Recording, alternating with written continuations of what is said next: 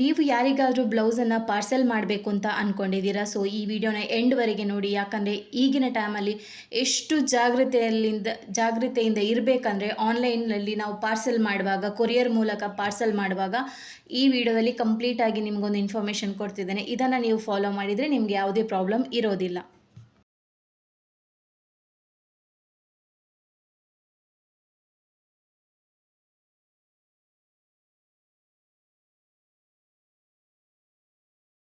ನಾವು ಪಾರ್ಸೆಲನ್ನು ಯಾವುದ್ರಲ್ಲೆಲ್ಲ ಮಾಡ್ಬೋದು ಅಂತ ಈ ವಿಡಿಯೋದಲ್ಲಿ ಹೇಳ್ತಾನೆ. ನಿಮಗೆ ಆಪ್ಷನ್ ಕೊಡ್ತಾನೆ. ಒಂದು, ನಿಮ್ಮ ಲೋಕಲ್ ಜನ ಯಾರಾದರೂ ನಿಮ್ಮ ಹತ್ತಿರದವರು ಪಾರ್ಸೆಲನ್ನು ನಿಮ್ಮಿಂದ ತಗೊಳ್ಳೋದಾದರೆ, ಅಂದರೆ ನೀವು ಮಾಡಿಕೊಟ್ಟಿರುವ ಬ್ಲೌಸ್ ನೀವು ಅವರಿಗೆ ಕೊಡೋದಾದರೆ ನೀವು ಬಸ್ಸಲ್ಲಿಯೋ ಗಾಡಿಯಲ್ಲಿಯೋ ಹೋಗಿ ಕೊಡ್ಬೋದು. ಬಟ್ ನಿಮಗಿಂತ ಸ್ವಲ್ಪ ದೂರದಲ್ಲಿದ್ದಾರೆ, ಆಗ ಏನನ್ನೆಲ್ಲ ಯೂಸ್ ಮಾಡ್ಬೋದು ಅಂತ ಹೇಳ್ತೇನೆ ಫಸ್ಟಿಗೆ. ಬಟ್ ಅದರಲ್ಲಿ ಯಾವುದು ಬೆಸ್ಟ್ ಅಂತ ಕೂಡ ಈ ವಿಡಿಯೋದಲ್ಲಿ ಹೇಳ್ತೇನೆ ನಿಮಗೆ, ಆಯಿತಾ?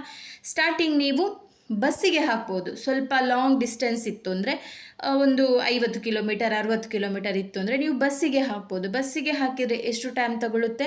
ಬಸ್ಸಿಗೆ ಹಾಕಿದರೆ ಏನಿಲ್ಲ, ತುಂಬ ದೂರ ಅಂದರೆ ಒಂದು 6-7 ಅವರ್ಸ್ ತಗೊಳ್ಳುತ್ತೆ. ಇಲ್ಲದಿದ್ದರೆ 1-2 ಗಂಟೆಯಲ್ಲೇ ಸಿಗುತ್ತೆ. ಓಕೆ. ಮತ್ತು ಇನ್ನೊಂದು ಆಪ್ಷನ್ ಏನಂದರೆ ಕೊರಿಯರ್ ಮಾಡ್ಬೋದು. ಕೊರಿಯರಲ್ಲಿ ಏನಾಗುತ್ತೆ, 2 ದಿನ ತಗೊಳ್ಳುತ್ತೆ, 3 ದಿನ ತಗೊಳ್ಳುತ್ತೆ, ಮತ್ತು 1 ದಿನ ತಗೊಳ್ಳುತ್ತೆ, ಆಯಿತಾ? ಇದರದ್ದು ಚಾರ್ಜಸ್ ಕೂಡ ಹೇಳ್ತೇನೆ, ಎಷ್ಟು ಚಾರ್ಜಸ್ ಆಗುತ್ತೆ ಇಂಥ ಪಾರ್ಸೆಲೆಲ್ಲ ಕಳಿಸ್ಲಿಕ್ಕೆ ಅಂತ. ಸೊ ಮೂರನೇದು ಬಂದುಬಿಟ್ಟು ಏನಂದರೆ ನೀವು ಸ್ಪೀಡ್ ಪೋಸ್ಟ್ ಮಾಡ್ಬೋದು. ಓಕೆ. 4ನೇದು ಬಂದುಬಿಟ್ಟು ಏನಂದರೆ ನೀವು ಅಲ್ಲಿ ಕೂಡ ಈ ಗೌರ್ಮೆಂಟ್ ಬಸ್ಸಿಗೆಲ್ಲ ಹಾಕ್ಬೋದು. ಓಕೆ. ಈಗ ನಾನು ಇದರಲ್ಲಿ ನಿಮಗೆ ಯಾವುದು ಬೆಸ್ಟ್, ಯಾವುದಕ್ಕೆ ಎಷ್ಟು ಚಾರ್ಜಸ್ ಆಗುತ್ತೆ, ಮತ್ತು ಇದರಿಂದ ಯಾವುದರಲ್ಲಿ ಯಾವುದು ಪ್ರಾಬ್ಲಮ್ ಇದೆ, ಅಂದರೆ ಯಾವ ಪಾರ್ಸೆಲ್ ಕಳಿಸುವ ಇದಿರುತ್ತಲ್ವಾ, ಅಂದರೆ ಒಂದು ನಮಗೆ ಫೆಸಿಲಿಟಿ ಇರುತ್ತಲ್ಲ, ಅದರಲ್ಲಿ ಯಾವುದೆಲ್ಲ ನಿಮಗೆ ಪ್ರಾಬ್ಲಮ್ಸ್ ಫೇಸ್ ಮಾಡಲಿಕ್ಕೆ ಸಿಗುತ್ತೆ ಅಂತ ಈ ವಿಡಿಯೋದಲ್ಲೇ ಹೇಳ್ತೇನೆ ನಾನು. ಫಸ್ಟಿಗೆ ನಿಮ್ಮ ಲೋಕಲ್ ಯಾರಾದರೂ ಜನ ಇದ್ದರೆ ನೀವು ತಗೊಂಡೋಗಿ ಕೊಡ್ಬೋದು, ಅಲ್ಲಿಂದ ಪೇಮೆಂಟ್ ತೊಗೊಂಡು ಬರ್ಬೋದು. ಸೆಕೆಂಡ್ ಆಪ್ಷನ್ ಏನು ಹೇಳಿದೆ ಅಂದರೆ ನಾನು ಕೊರಿಯರ್, ಆಯಿತಾ? ಕೊರಿಯರ್ ಹೇಳೋದಕ್ಕಿಂತ ಮುಂಚೆ ಇನ್ನೊಂದು ಲಾಂಗ್ ಡಿಸ್ಟೆನ್ಸ್ ಇರುವ ಬಸ್ಸಿಗೆ ಹಾಕೋದ್ರಿಂದ ಏನಾಗುತ್ತೆ ಅಂದರೆ ನಿಮ್ಗೆ ಎಷ್ಟು ಚಾರ್ಜ್ ತೆಗಿತಾರೆ ಅಂದರೆ ಅವರು 50ರಿಂದ 100 ರೂಪಾಯಿ ತಗೊಳ್ತಾರೆ ಒಂದು ಪಾರ್ಸೆಲಿಗೆ. ಬಟ್ ಅದರಲ್ಲಿ ಪ್ರಾಬ್ಲಮ್ ಏನಾಗುತ್ತೆ ಅಂದರೆ, ನೀವು ಗೌರ್ಮೆಂಟ್ ಬಸ್ಸಲ್ಲೆಲ್ಲ ಹಾಕುವಾಗ ಕೆಲವೊಂದು ಸಲ ಅವರು ಚೆಕಿಂಗಿಗೆ ಬರುವಾಗ ನಿಮ್ಮ ಪಾರ್ಸೆಲಲ್ಲಿ ಯಾವುದೇ ಬಿಲ್ ಅಥವಾ ಏನಾದರೂ ಇಲ್ಲ ಅಂದರೆ ಅವರು ಏನು ಮಾಡ್ತಾರೆ, ಒಂದಾ ಪಾರ್ಸೆಲನ್ನು ಹರಿತಾರಂತೆ. ನಮಗೆ ಆ ಒಂದು ಬಸ್ಸಿದ್ದು ಡ್ರೈವರೇ ಹೇಳಿರೋದು, ಪಾರ್ಸೆಲ್ ಹರಿತಾರೆ. ಪಾರ್ಸೆಲ್ ಹರಿಯುವಾಗ ಏನಾಗುತ್ತೆ ಅಂದರೆ ಅದರೊಳಗಿರುವ ಬ್ಲೌಸ್ ಕೂಡ ಡ್ಯಾಮೇಜ್ ಆಗುವ ತುಂಬ ಚಾನ್ಸಸ್ ಇರುತ್ತೆ. ಮತ್ತೆ ನೀವು ಬಸ್ಸಿಗೆ ಹಾಕ್ತಿರಲ್ಲ, ಆ ಟೈಮಿಗೆ ನೀವು ಕಸ್ಟಮರ್ ಹತ್ರ ಹೇಳಿದ್ರು ಅವರ ಆ ಕರೆಕ್ಟ್ ಟೈಮಿಗೆ ಆ ಬಸ್ ಸ್ಟ್ಯಾಂಡ್ ಹತ್ರ ಬಂದು ನಿಲ್ಲದಿದ್ದರೆ ಆ ಬಸ್ ಪಾಸ್ ಆಗುವ ಮೂಲಕ ಆ ಪಾರ್ಸೆಲು ಮಿಸ್ ಆಗುವ ಚಾನ್ಸಸ್ ತುಂಬ ಇರುತ್ತೆ. ಇದು ಕಂಪ್ಲೀಟ್ ನಿಮಗೆ ಡೇಂಜರ್ ಅಂತಲೇ ಹೇಳ್ಬೋದು ಬಸ್ಸಿಗೆ ಹಾಕೋದು. ಒಂದು ಫಸ್ಟ್ ಆಪ್ಷನ್, ಆಯಿತಾ? ಫಸ್ಟ್ ಆಪ್ಷನ್ ನೀವು ಲೋಕಲ್ ಹೋಗಿ ಕೊಡ್ತೀರಲ್ಲ ಅದು. ಇದೀಗ ಸೆಕೆಂಡ್ ಆಪ್ಷನ್ ಹೇಳಿದ್ದು ನಾನು, ಬಸ್ಸಿದ್ದು ಪಾರ್ಸೆಲೆಲ್ಲ ಹರಿತಾರೆ ಅಂತ. ಸೊ ಅದು ಸ್ವಲ್ಪ ಜಾಗ್ರತೆ, ಅದನ್ನು ಅವಾಯ್ಡ್ ಮಾಡಿ, ಅದನ್ನು ಕಂಪ್ಲೀಟ್ ಅವಾಯ್ಡ್ ಮಾಡಿ. ಸೊ ಥರ್ಡ್ ಆಪ್ಷನ್ ಏನಂದರೆ ನಿಮಗೆ ಕೊರಿಯರ್, ಆಯಿತಾ? ಇಲ್ಲಿ ನಾನು ಕೊರಿಯರಿದ್ದು ಯಾವ ಹೆಸರು ಅಂತ ಹೇಳಲ್ಲ, ಬಟ್ ಅದರಿಂದ ನಿಮಗೆ ಉಪಯೋಗ ಏನು ಮತ್ತು ನಿಮಗೆ ಪ್ರಾಬ್ಲಮ್ ಏನು ಅಂತ ಹೇಳ್ತೇನೆ. ಒಂದು, ನಿಮಗೆ ತುಂಬ ಹತ್ತಿರ ಇದೆ ಅಂದರೆ ನೀವು ಹಾಕ್ಬೋದು. ಅದರಲ್ಲಿ ಜಾಸ್ತಿ ಏನಿಲ್ಲ, 100ರಿಂದ 150 ರೂಪಾಯಿ ಒಳಗಡೆ ನಿಮಗೆ ಕೊರಿಯರಲ್ಲಿ ಅವರು ತಗೊಂಡು ಹೋಗ್ತಾರೆ.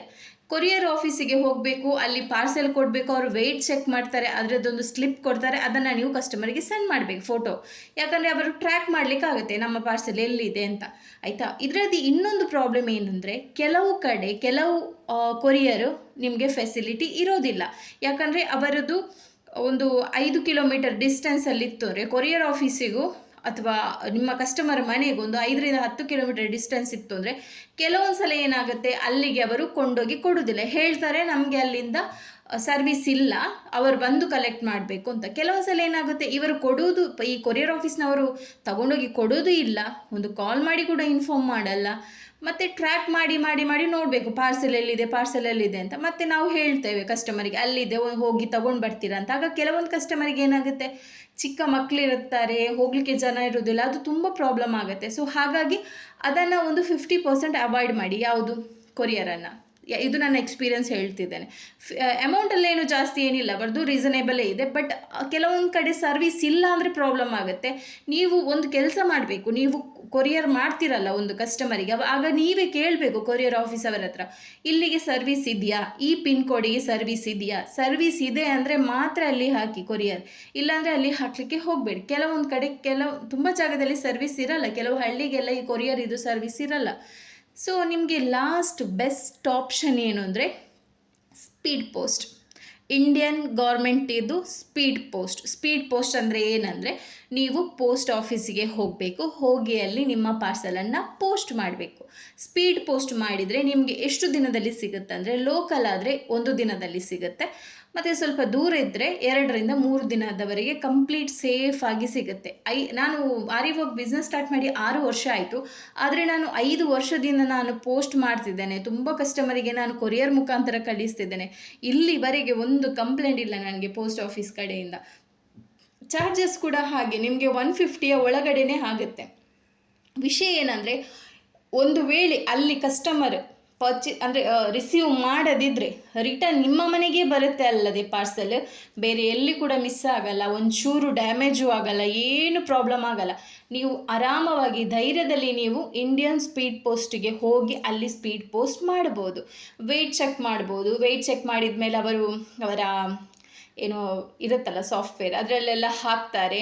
ಮತ್ತು ಅವರದೊಂದು ಆಪ್ಷನ್ ಇರುತ್ತೆ, ಅವ್ರದ್ದು ಬಿಲ್ಲೆಲ್ಲ ಮಾಡೋದು. ಅದರಿಂದ ನಿಮಗೆ ಇದು ಕೊಡ್ತಾರೆ, ಏನೋ ಒಂದು ಸ್ಲಿಪ್ ಕೊಡ್ತಾರೆ. ಅದನ್ನು ಏನು ಮಾಡ್ಬೋದು, ನೀವು ಈಸಿಯಾಗಿ ಗೂಗಲಲ್ಲಿ ಹೋಗಿ ಇಂಡಿಯನ್ ಸ್ಪೀಡ್ ಪೋಸ್ಟ್ ಟ್ರ್ಯಾಕಿಂಗ್ ಅಂತ ಕೇಳಿದರೆ ಅದರಲ್ಲಿ ನಿಮ್ಮ ಟ್ರ್ಯಾಕಿಂಗ್ ID ಹಾಕಲಿಕ್ಕಿರುತ್ತೆ. ಆ ಪೇಪರ್ ಕೊಟ್ಟಿರ್ತಾರೆ ನೋಡಿ, ಒಂದು ಸ್ಲಿಪ್ ಕೊಟ್ಟಿರ್ತಾರೆ ಪೋಸ್ಟ್ ಆಫೀಸಲ್ಲಿ, ಆ ನಂಬರನ್ನು ಅಲ್ಲಿ ಹಾಕಿದರೆ ಕಂಪ್ಲೀಟ್ ಡೀಟೇಲ್ಸ್, ನಿಮ್ಮ ಪಾರ್ಸೆಲ್ ಎಲ್ಲಿದೆ, ರೀಚ್ ಆಯಿತಾ, ರೀಚ್ ಆಗಿಲ್ವಾ, ಕಸ್ಟಮರ್ ತಗೊಂಡ್ರ, ಅದು ಅಲ್ಲದೆ ಪೋಸ್ಟ್ ಮಾಡುವಾಗ ನೀವು ಯಾವ ನಂಬರ್ ಕೊಟ್ಟಿದ್ದೀರಾ ಆ ನಂಬರಿಗೂ ಮೆಸೇಜ್ ಬರುತ್ತೆ, ಕಸ್ಟಮರ್ ನಂಬರಿಗೂ ಮೆಸೇಜ್ ಹೋಗುತ್ತೆ. ಆ ಟ್ರ್ಯಾಕಿಂಗ್ ID ಇದೆ ಅಲ್ಲ, ಅದು ಎರಡೂ ಹೋಗುತ್ತೆ. ಸೇಫ್ ಅಂದರೆ ತುಂಬ ಸೇಫ್. ನಾನು ತುಂಬ ನಂಬ್ತೇನೆ, ಯಾಕಂದರೆ ಸ್ಪೀಡ್ ಪೋಸ್ಟಲ್ಲಿ ನಾನು ಜಾಸ್ತಿ ಮಾಡೋದು. ಇಲ್ಲಾಂದರೆ ಏನಾಗುತ್ತೆ, ನನಗೂ ಹೆದರಿಕಾಗುತ್ತೆ. ನನಗೆ ಒಂದೊಂದು ಬ್ಲೌಸ್ ಅಲ್ಲ, ನನಗೆ 4-5 ಬ್ಲೌಸ್ ಬರುತ್ತೆ, 10,000 15,000 ಅಮೌಂಟ್ ಇದ್ದು ಒಟ್ಟಿಗೆ ಇರುತ್ತೆ ಒಂದೊಂದು. ಸೊ ಆಗ ನಾನು ತುಂಬ ಕೇರ್ಫುಲ್ಲಾಗಿ ಕಳಿಸ್ಬೇಕು. ಯಾಕಂದರೆ ಒಂದು ವೇಳೆ ಮಿಸ್ ಆಗಿ ಮತ್ತೆ ಸಿಕ್ಕಿತ್ತು ಅಂದರೆ ಪಾರ್ಸೆಲ್ ಕಸ್ಟಮರಿಗೆ, ಅವರ ಫಂಕ್ಷನ್ನೇ ಮುಗ್ದಿರುತ್ತಲ್ಲ, ಮತ್ತೆ ಅವರಿಗೆ ಏನು ಹಾಕ್ತಾರೆ, ಯಾವಾಗ ಹಾಕ್ತಾರೆ ಅಲ್ವಾ. ಸೊ ಹಾಗಾಗಿ ನಾವು ಆದಷ್ಟು ಜಾಗ್ರತೆಯಲ್ಲಿ, ನಮಗೆ ಹಣ ಬಂದರೆ ಸಾಕು, ಪಾರ್ಸೆಲ್ ಎಲ್ಲಿ ಬೇಕಾದ್ರೂ ಹೋಗಲಿ, ಹಾಗೆ ಅಲ್ಲ, ಕಸ್ಟಮರ ಕೈಗೆ ಸಿಗುವವರೆಗೆ ಅದು ನಮ್ಮ ಜವಾಬ್ದಾರಿ. ಮತ್ತೆ ಅವರು ನೋಡ್ಕೊಳ್ತಾರೆ ಅವರ ಕೈಗೆ ಸಿಕ್ಕಿದಾದ್ಮೇಲೆ ಅಲ್ವಾ. ಸೊ ಹಾಗಾಗಿ ತುಂಬ ಜಾಗ್ರತೆಯಿಂದ ನಾವು ಪಾರ್ಸಲನ್ನು ಕಳಿಸಬೇಕು. ಪಾರ್ಸಲನ್ನು ಕಳಿಸುವಾಗ ಕೂಡ ಹಾಗೆ ಒಟ್ರಾಶಿ ತುರುಕಿ ತುಂಬಿಸಿ ಕಳಿಸೋದಲ್ಲ. ಒಂದು ವೈಟ್ ಕಲರ್ ಪ್ಲಾಸ್ಟಿಕ್ ಬರುತ್ತೆ, ಅದರ ಒಳಗಡೆ ಫಸ್ಟಿಗೆ ನೀವು ಬ್ಲೌಸ್ ಪೀಸ್, ವರ್ಕ್ ಮಾಡಿರೋ ಬ್ಲೌಸ್ ಪೀಸಿಗೆ ಸ್ವಲ್ಪ ಪೇಪರ್ ಇದ್ದರೆ ಪೇಪರ್ ಸುತ್ತಿ ಒಂದು ಪ್ಲಾಸ್ಟಿಕ್ ಕವರ್ ಒಳಗಡೆ ಹಾಕಿ, ಮತ್ತು ಒಂಚೂರು ಗಮ್ ಟೇಪ್ ಹಾಕಿ, ಆಯಿತಾ. ಇಲ್ಲದಿದ್ದರೆ ನಿಮ್ಮ ಹತ್ರ ಪೇಪರ್ ಇಲ್ಲಾಂದರೆ ಡೈರೆಕ್ಟ್ ಪ್ಲಾಸ್ಟಿಕ್ ಒಳಗಡೆ ಹಾಕ್ಬೋದು. ಮತ್ತು ಗಮ್ ಟೇಪ್ ಅಥವಾ ಪಿನ್ ಹಾಕಿ, ಸ್ಟೆಪ್ಲರ್ ಪಿನ್ ಹಾಕಿ. ಮತ್ತೇನು ಮಾಡಬೇಕು, ಕೊರಿಯರ್ ಮಾಡೋದೇ ಒಂದು ಪ್ಲಾಸ್ಟಿಕ್ ಸಿಗುತ್ತೆ, ಯಾವುದ್ಯಾವುದ್ರಲ್ಲೂ ಕೊರಿಯರ್ ಮಾಡಬೇಡಿ. ಯಾಕಂದರೆ ಅದು ಕೆಲವೊಂದು ಸಲ ಕಟ್ ಮಾಡುವಾಗ ಬ್ಲೌಸ್ ಕಟ್ ಆಗೋ ಚಾನ್ಸಸ್ ಇರುತ್ತೆ, ಕಸ್ಟಮರ್ ಅವ್ರಿಗೆ ಗೊತ್ತಾಗಲ್ಲ. ಸೊ ಹಾಗಾಗಿ ಒಂದು ಕೊರಿಯರ್ ಇದ್ದು ಪ್ಲಾಸ್ಟಿಕ್ಕೇ ಸಿಗುತ್ತೆ, ಅದರಲ್ಲಿ ಅಡ್ರೆಸ್ ಹಾಕುವಾಗ ಕರೆಕ್ಟ್ ನಿಯರೆಸ್ಟ್ ಪ್ಲೇಸ್ ಎಲ್ಲ ಹಾಕಿ, ಫೋನ್ ನಂಬರ್ ಹಾಕಿ, 2 ರಿಂದ 3 ಫೋನ್ ನಂಬರ್ ಕಂಪಲ್ಸರಿ ಹಾಕಿ. ಒಂದು ಸಿಗದಿದ್ದರೂ ಒಂದಕ್ಕೆ ಅವರು ಕಾಂಟ್ಯಾಕ್ಟ್ ಮಾಡ್ತಾರೆ. ಇಷ್ಟು ಸೇಫಾಗಿ ನಾವು ಕಳಿಸಿದರೆ, ಕಸ್ಟಮರ್ ರಿವ್ಯೂ ಒಳ್ಳೆಯದು ಬಂತಂದರೆ ನಮಗೆ ಮತ್ತೆ ಕೂಡ ಆರ್ಡರ್ ಬರುವ ಚಾನ್ಸಸ್ ತುಂಬ ಇರುತ್ತೆ. ವರ್ಕ್ ಮಾಡೋದು ಎಷ್ಟು ಮುಖ್ಯನೋ ಅಷ್ಟೇ ನಾವು ಕಸ್ಟಮರ್ ಕೈಗೆ ಸಿಗುವವರೆಗೂ ನಾವು ಒಂದು ಸೇಫಾಗಿ ತಲುಪಿಸೋದು ಅಷ್ಟೇ ಮುಖ್ಯ. Okay, Indian speed post best option ನಿಮಗೆ. ಇದು ನನ್ನ ಎಕ್ಸ್ಪೀರಿಯನ್ಸ್, ನಾನು ಯಾವುದೇ ಇದು ಅಡ್ವರ್ಟೈಸ್ಮೆಂಟ್ ಅಲ್ಲ, ನನ್ನ ಎಕ್ಸ್ಪೀರಿಯನ್ಸ್ ನಾನು ನಿಮ್ಮ ಜೊತೆ ಶೇರ್ ಮಾಡಿದ್ದೇನೆ. ಸೊ ಯಾರಿಗೆಲ್ಲ ಎಕ್ಸ್ಪೀರಿಯನ್ಸ್ ಆಗಿದೆ ಇದರದ್ದು, ಮತ್ತು ಏನಾದರೂ ಡೌಟ್ಸ್ ಇದ್ದರೆ ಕಮೆಂಟ್ ಮಾಡಿ. ಇದೊಬ್ಬರ ಕಮೆಂಟ್ ಇತ್ತು ಹೇಗೆ ಕಳಿಸೋದು ಅಂತ, ಸೊ ಅದಕ್ಕೆ ನಾನು ಈ ವಿಡಿಯೋದಲ್ಲಿ ನಿಮಗೆ ಆನ್ಸರ್ ಕೊಟ್ಟಿದ್ದೇನೆ. ನಿಮ್ಮ ಹತ್ರ ಏನಾದರೂ ಡೌಟ್ಸ್ ಇತ್ತು ಅಂದರೆ ಕಮೆಂಟ್ ಮಾಡಿ, ಆದಷ್ಟು ಆ ಕಮೆಂಟ್ನ ಮೂಲಕನೇ ನಿಮಗೆ ಉತ್ತರ ಕೊಡಲಿಕ್ಕೆ ನಾನು ಟ್ರೈ ಮಾಡ್ತೇನೆ. Thank you.